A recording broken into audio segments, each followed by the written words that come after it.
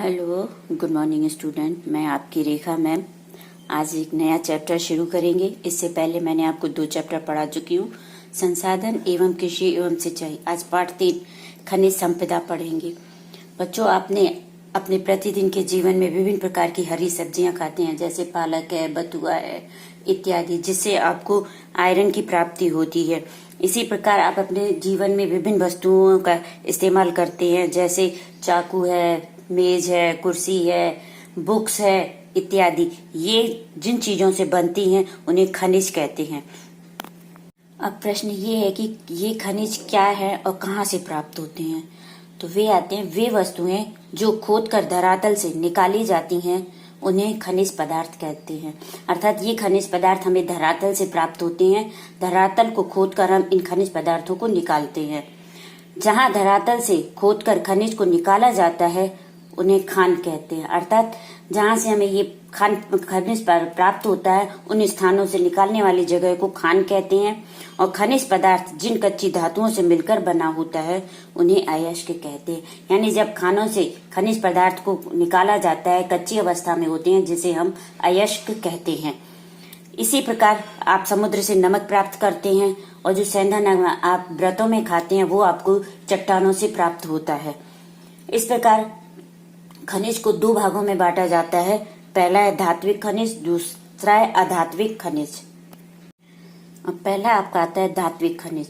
धात्विक खनिज वे खनिज होते हैं जिनसे हमें धातुओं की प्राप्ति होती है, उन्हें हम धात्विक खनिज कहते हैं, जैसे लोहा, तांबा, चांदी, एल्युमिनियम इत्यादि।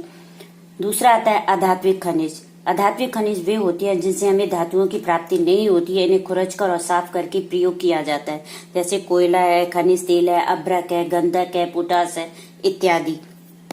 इस प्रकार आपने देखा कि खनिज क्या है, कहाँ से प्राप्त होता है और कितने प्रकार का होता है। वैसे तो खनिज बहुत होते हैं, लेकिन आपकी बुक में सिर्फ 4 मुख्य दिए हैं, लोहा, बॉक्साइट, मैग्नीज एवं अभ्रक, जिसमें सबसे पहला आपका आता है लौह धातु। लौह अयस्क धातु आपके विभिन्न कार्यों में प्रयोग होता है। जब लौह धातु अन्य पदार्थों में मिली रहती है तब इसे लौह अयस्क कहते हैं। इसे ऊष्मा के प्रयोग द्वारा या अत्यधिक ताप के द्वारा अयस्क से अलग कर लौह धातु के रूप में प्राप्त किया जाता है। इसकी मजबूती के आधार पर लौह धातु को 4 भागों में बांटते हैं। पहला है आपका मैग्नेटाइट, हेमेटाइट, लिमोनाइट और चौथा है आपका सिडेराइट। इस प्रकार लौह धातु को उसकी उपयोगिता के आधार पर 4 भागों में बांटा जाता है। विश्व का लगभग 1/4 लौह भंडार आपके भारत में है। कर्नाटक, झारखंड, उड़ीसा उत्तम किस्म के लौह भंडारों में से एक है। दूसरा आपका आता है बॉक्साइट। बॉक्साइट को भी खानों से निकाला जाता है। इसे शुद्ध करने के लिए उच्च ताप की भट्टियों पर गलाया जाता है। बॉक्साइट को गलाकर, छानकर अलग कर शुद्ध एल्युमिनियम प्राप्त किया जाता है। इस प्रकार हमें बॉक्साइट से एल्युमिनियम धातु प्राप्त होती है, जो हमारे विभिन्न कार्यों में प्रयोग होती है, जैसे वायुयान है, विद्युत तार है, कलपुर्जे है इत्यादि। तीसरा आपका आता है मैग्नीज। मैग्नीज बहुत उपयोगी मिश्र धातु है। इसका उपयोग लौह इस्पात अर्थात स्टील बनाने में किया जाता है। इसके अतिरिक्त बैटरी, चमड़ा, शीशा, ब्लीचिंग पाउडर इत्यादि बनाने में किया जाता है। इसका विभिन्न कार्यों में प्रयोग करने के कारण इसे बहुप्रतिभा वाला खनिज भी कहा जाता है। चौथा आपका आता है अभ्रक। अभ्रक आग्नेय और रूपांतरित चट्टानों से निकाला जाता है। यह पारदर्शी, पतला, हल्का व चमकदार होता है। यह कई रंगों में होता है, जैसे सफेद, हरा, काला तथा हल्का गुलाबी। विश्व में हमारा भारत सबसे अधिक अभ्रक उत्पादन करता है।